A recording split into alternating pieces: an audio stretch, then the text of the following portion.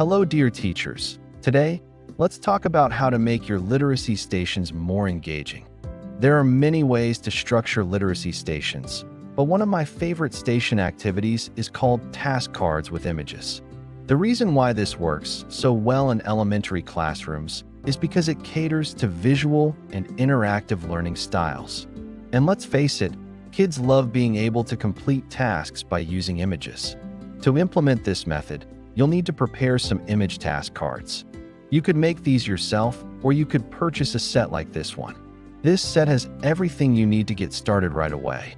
Each box contains 10 different cards, which means you have 10 different literacy activities ready to go. To play, simply rotate through each of the stations and complete the tasks on each card. An added bonus is that they are self-correcting, which saves you tons of time. To start, place the task cards face up on the table or propped up against something like this container. Then divide your students into groups and send them off to the first station. Let's take a closer look at what's included in this set.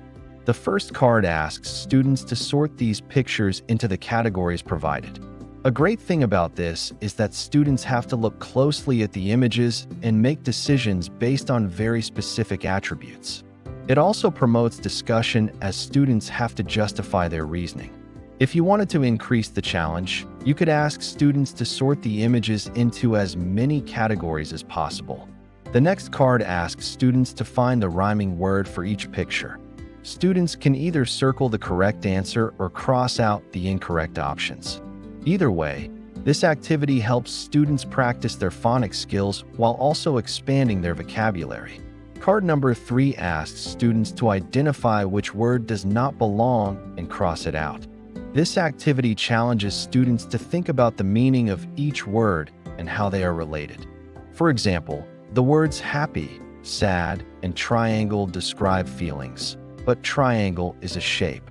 This fourth card asks students to identify the beginning sound for each picture. This activity helps students practice their phonics skills, and it's also a great way to review the alphabet.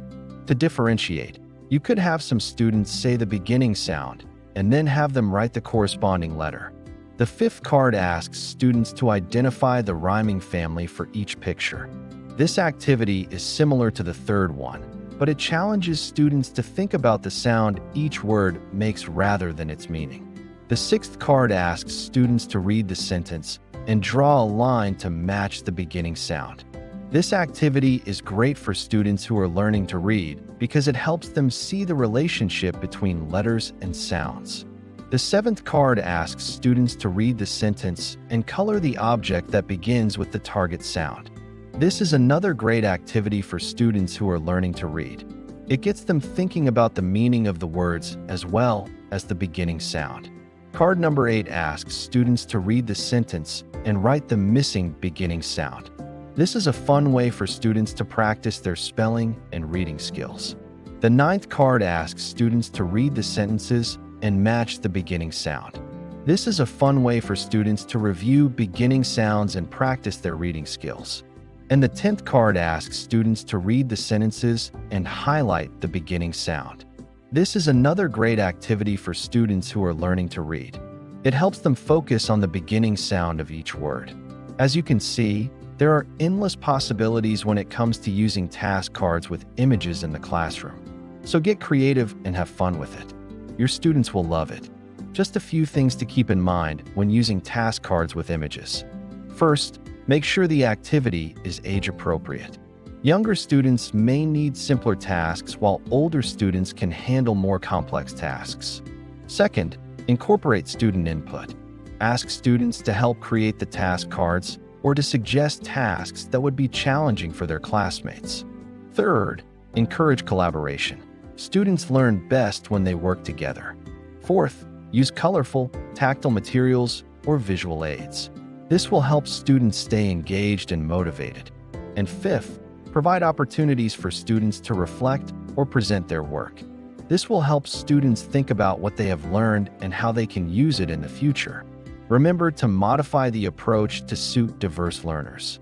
Some students may need additional support while others may need more enrichment. So give task cards with images a try. Your students will love it. Thanks for watching.